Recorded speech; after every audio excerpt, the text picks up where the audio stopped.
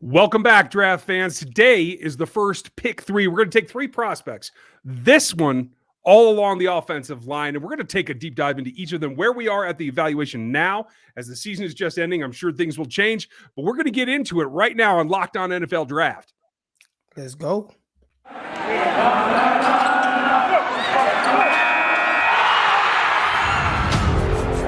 You are Locked On NFL Draft, your daily podcast covering the NFL Draft. Part of the Locked On Podcast Network, your team every day.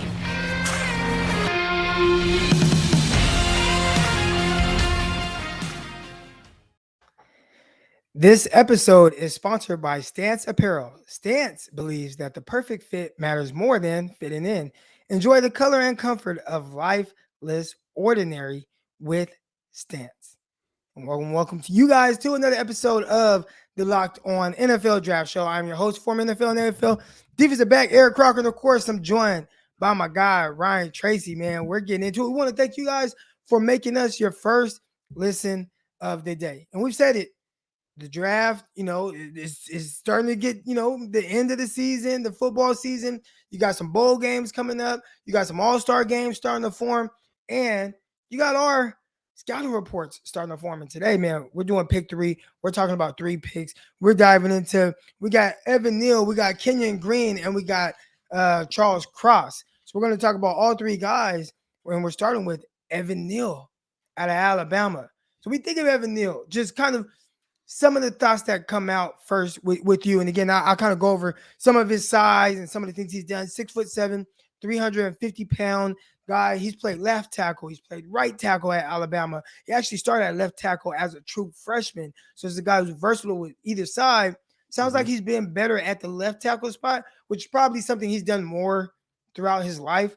So that's real quick on him. And then I'll dive into kind of what I've seen from him as well. Yeah, I'm looking forward to that.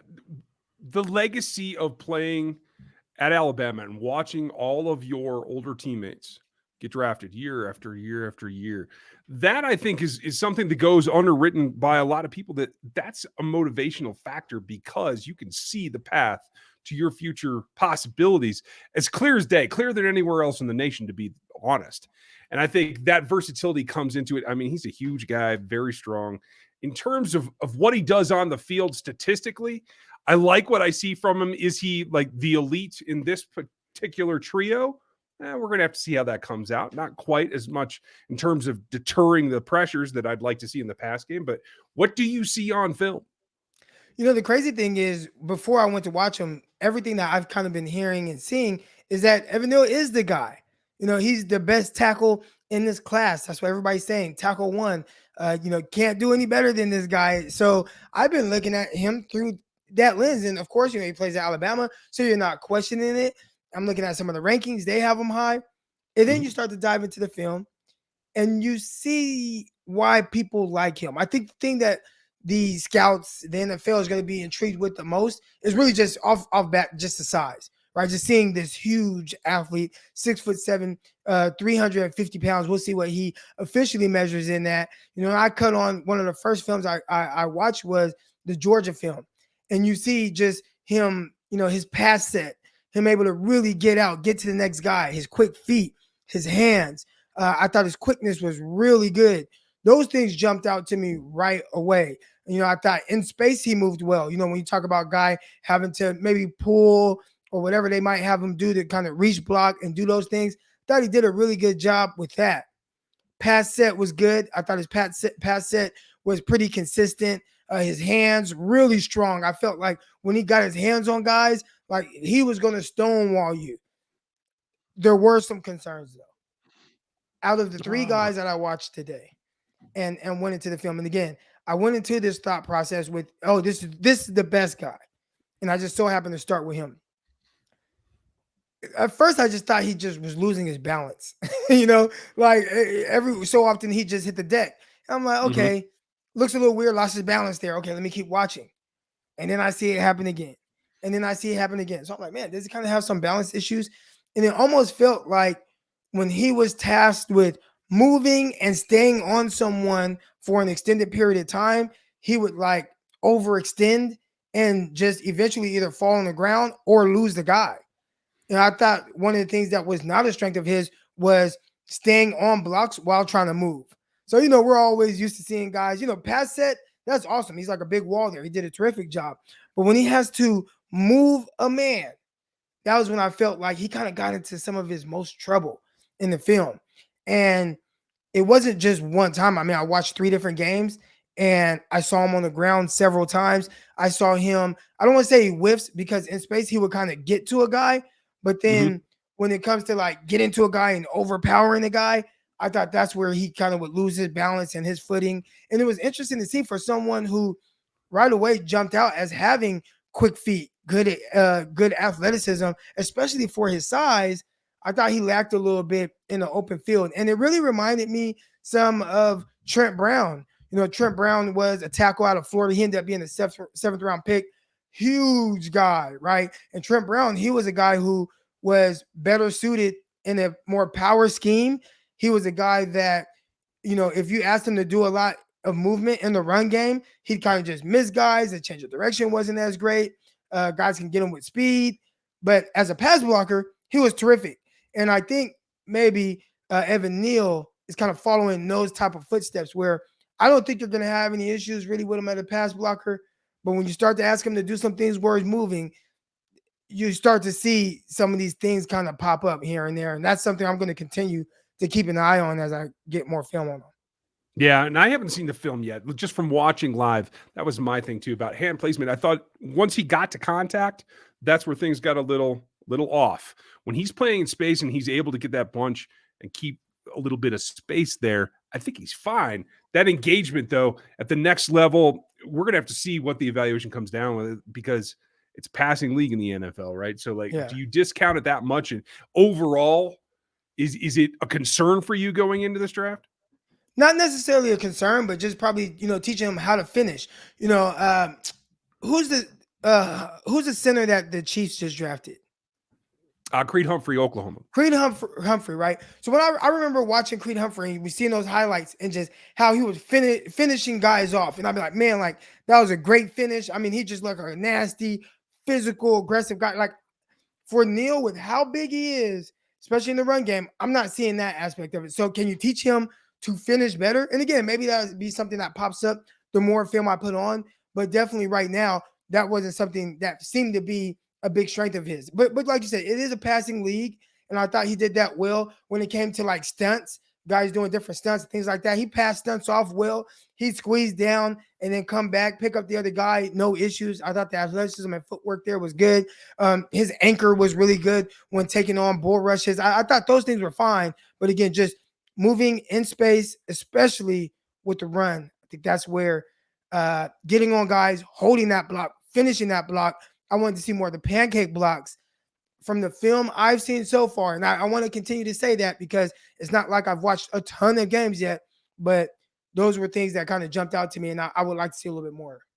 Yeah, I can understand. I have similar notes as well. We're going to get into the next guy coming after this. That's going to be Kenyon Green.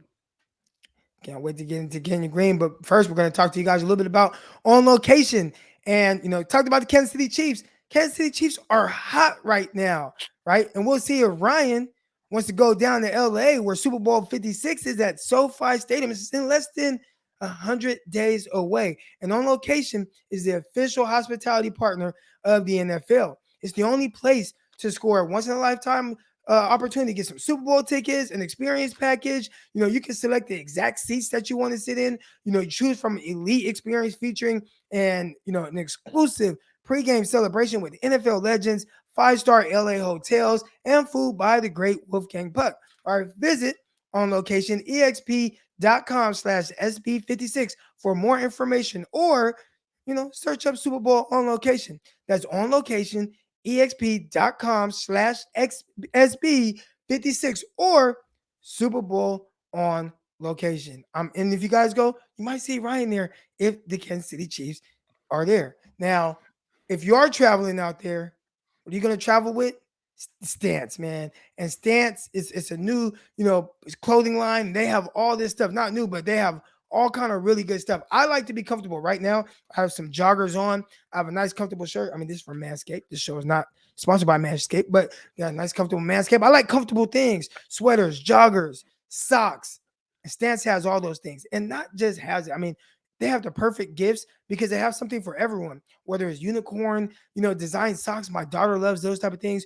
Wu-Tang socks for your uncle that likes East Coast rap music. They have different styles for everything and everyone that you'll like. Great apparel. All right. Now, this was founded in 2009. Stance Apparel represents, a radical reinvention of socks, underwear, and active apparel. With a sharp focus on comfort, quality, and creativity, Stance brings, more of a, atypical aesthetic alongside of some, pop culture and the hottest collaborations for the ultimate in style and self-expression clothing. And because everything you wear, you should be a direct representation and extension of who you are. Stance helps with just that. So again, I talked about having Wu-Tang stuff, but they got Batman, they got Major League Baseball stuff, NBA, Pixar. I mean, all type of stuff. And the best thing about it, man, it's soft, it's comfortable, and it feels amazing. So you guys need to go right now. Stance believes that the perfect fit matters more than fitting in. That's those who feel good, do good. And I'm telling you right now, you need to go see it for yourself. Register for an account at stance.com and get 15% off of your first purchase. Use promo code locked on at checkout to apply. All right. And you're going to want to enjoy the color and comfort of a life less ordinary with Stance. Now we're getting into some stances, man. And we're talking about some more of these offensive lines. The next one, we're going over to Texas A&M. And we have Kenyon Green. Now, Green was a guy initially when I was looking at things, it was saying tackle. And I cut on the film and I'm looking like, okay, I don't see number 55 at tackle. And I look at the other tackle sign. I'm like, well, he's not over there. Is it left tackle, right tackle? Maybe he's hurt this game. And no, he wasn't hurt. He was at left guard, So this is a guy who's 6'4", listed at 6'4", 325 pounds. He may not be as tall, so maybe he is a little bit more, suited to play the guard position. But this was a guy, I'm telling you, even at tackle, I'll talk about him at tackle first because that's what, NFL prioritizes, especially somebody like him that potentially could be a terrific swingman in the NFL, if not a starter, or if you dropped in the first round, you want him to come into play. But I thought at tackle, he looked good. Some of the first things that jumped out to me, really light with his feet. His pass set, really good. Stays on his run blocks well. That was something that I kind of had somewhat of an issue with Evan Neal. His hands and speed, all that was good. Thought the athleticism was pretty good. I watched one pressure against Alabama, and they have some terrific edge rushers. So there was a guy that kind of got him off balance a little bit and pushed him by. And Bama was a game where he played left tackle, and he played left tackle the whole game. And I thought he played extremely well, But it was curious to see him at tackle and then also look at him at guard and him look at home there and look like, a guy who anchors well from there. I thought he took on contact well. I thought he did a little bit better job of driving guys back. The athleticism of guys didn't look like it was too much for him. I wonder if they're going to view him in the same light as a kid that was drafted by Tampa Bay. Wirfs? Wirfs, Tristan Wirfs, right? Where Tristan Wirfs was, it was like, is he going to be a tackle? Is he going to be a guard? What is he going to be? And some people thought he was going to be more of a guard at the NFL level. Buccaneers said, nah, we're going to draft him right here at pick 13. We think he's going to fit right in at right tackle and have no issues with him. Again, Kenyon Green, he is a guy who played left tackle, right tackle, and guard as well. So he's extremely versatile. And I think it's going to be on the team to see where they think he's best suited. What are some of your thoughts on it? I agree with you about the feet. That's the number one thing for me. Like, he has tackle feet, in my opinion. I'm really keen to see how he measures out. The length might be better suited to be in a guard. Yeah, we'll see what happens. And that's what I was thinking. Yeah. That there's some things you just can't fight. Sometimes genetics are just going to get down to it. And if you don't have that arm length, sometimes it can be a problem. But he moves really well at the college level enough to recover. Can he do that at the pros? I'm not 100%. I want to see how he tests. I want to see those measurements. He had a good season. 10 pressures is all he allowed all season long. And like you said, about the reps, what did he go? It was mostly at left tackle here, got some guard time. I like him better at guard myself because of what you mentioned, because there's a power aspect to it and because inside his feet are even more deadly in terms of turning angles, turning guys inside the gaps. And I like what that brings as a piece within a 5-man unit. Leaving him on an island, I think he can survive, except for the teams that have a pair of pass rushers where you can't get a let up. You don't get somebody that isn't an A+. And that's where I would be concerned with him. How much are you going to have to help him? How much are you going to have to change your offense to chip, leave the tight end in? That's going to be the question, especially when you get to the wide 9, which on the couple of games that I saw of him, the wide 9 was the tougher aspect for him. Not, again, with the feet, that was all good, but it was getting the placement, keep your shoulder square, getting that 45-degree set. I'm not certain about that. I got to see more film as well. Well, we're talking about where we think he might play, whether it's interior offensive line, where it's tackle.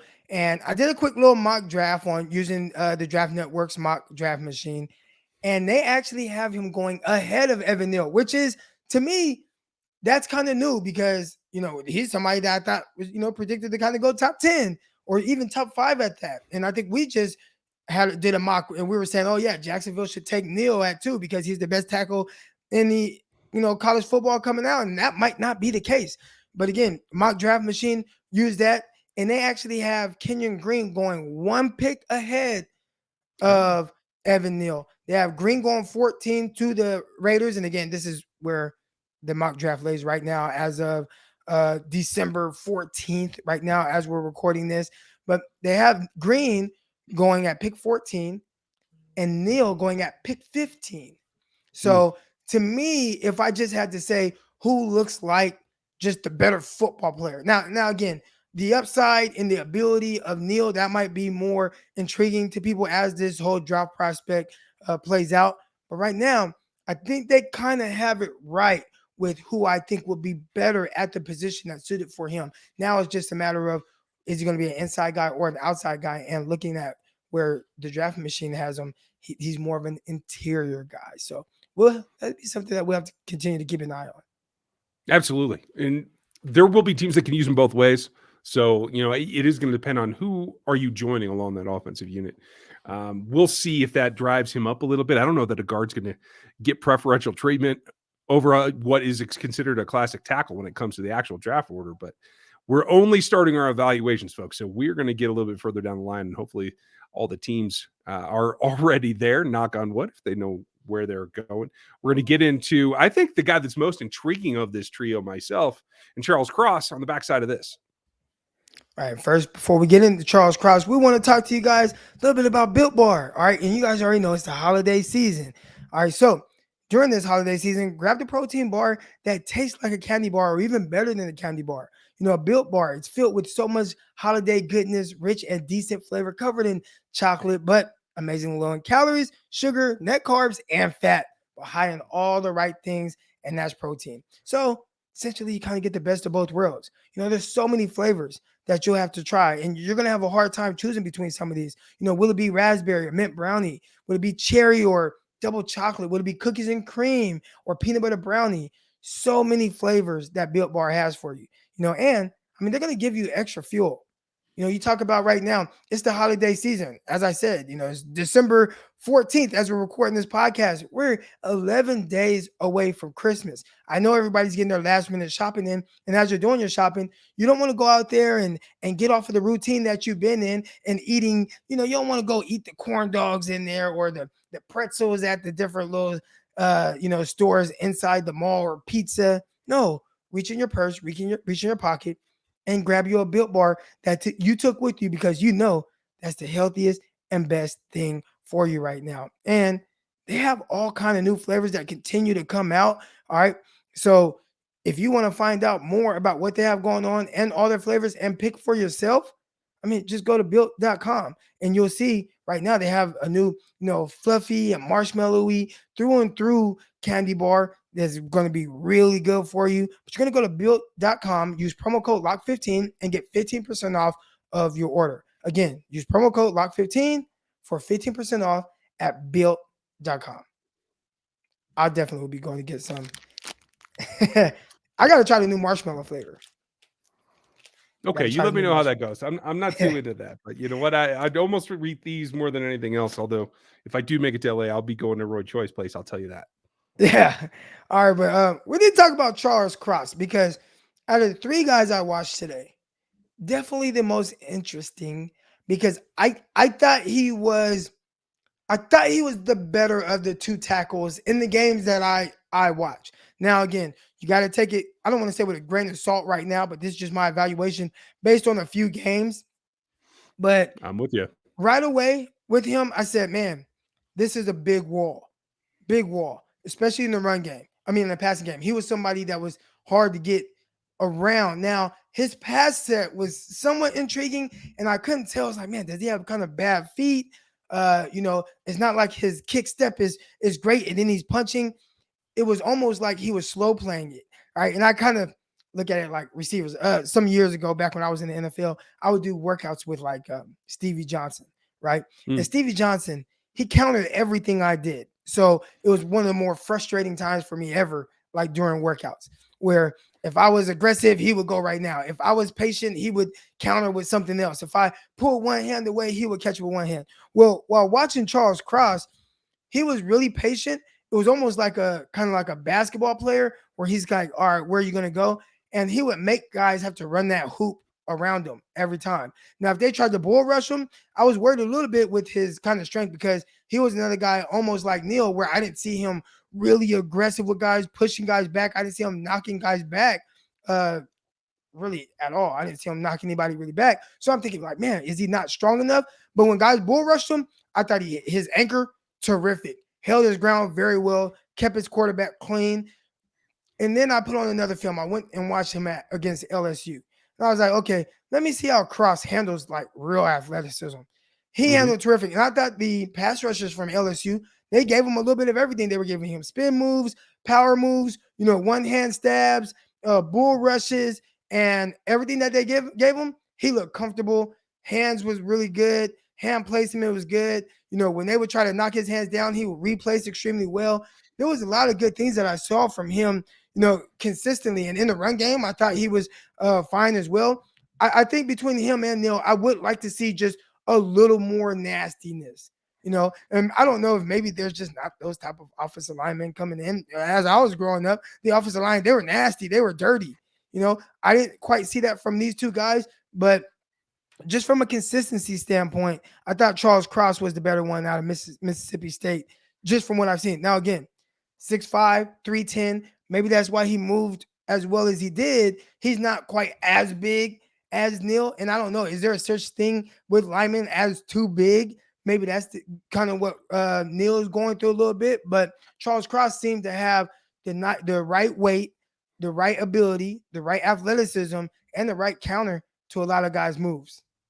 I'm glad that you saw consistency, because the one film that I've seen, I thought it was kind of up and down. I thought there were times where his feet look absolutely incredible, and there were times where, like you said, and maybe that's what it was, is playing possum a little bit, Right. just kind of holding still. But the one that I saw, it was Trey Williams from Arkansas, got one of the 2 sacks that he gave up on the season. And I thought the length was there. It was a pretty good battle in terms of that portion of it. But I agree with you.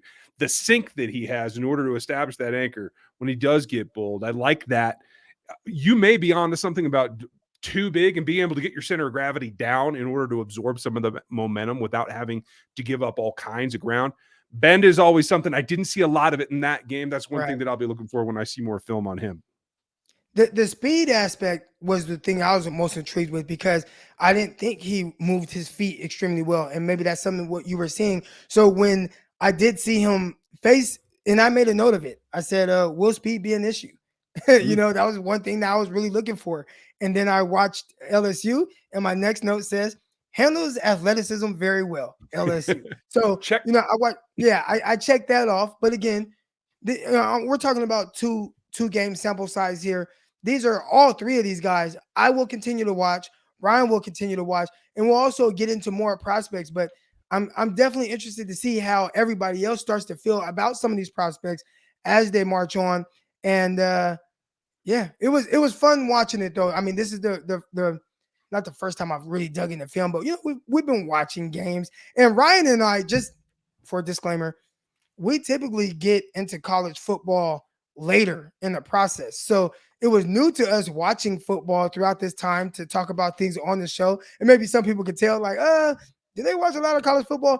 we've watched college football to talk about prospects, but typically later where we start to do our evaluations. But now we're starting to dig into that, and this is a fun time of the year. We study football. That's what we do.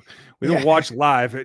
Live college football is only my alma mater, is pretty much in years past. And that's the difference, is being able to make those snap evaluations rather than having the all 22 to look at, to see what kind of depth you get in the drops and that kind of thing. Vertical sets in particular, I'm always looking for. So yeah, you're absolutely right. Full disclaimer there. This is an ongoing process. The cool part is we're at point A right now. You guys are going to see us go through B, C, D, E, F, and wherever we end up in terms of evaluating these players, and we'll get into everything that we see as we go along. So thanks for the patience, and Croc, thanks for making sure that I get my head on straight. All right. And we want to thank you guys for making us your first listen. But we'll come back tomorrow. We'll have some good stuff to talk about in the college football landscape. Spencer Rattler, he is obviously no longer at Oklahoma, but he is going to a new school. We'll get into a little bit of that. Got Bo Nix. Sounds like he's getting close. And we got the national kids signing their letter of intent. So we'll see where some of these kids are going and how that shapes up for certain guys that we just talked about. Bo Nix, Keaton Slovis, and some of those guys. But till next time, I'm Eric Crocker at Eric_Crocker on Twitter. Also, Ryan Tracy NFL on Twitter. Make sure you guys give us a follow. Like, subscribe to this video, listen to the podcast, leave a review, even if it's, just constructive criticism. We appreciate all that, and we appreciate you. So that's going to do it for today's episode. We're out, man. Peace.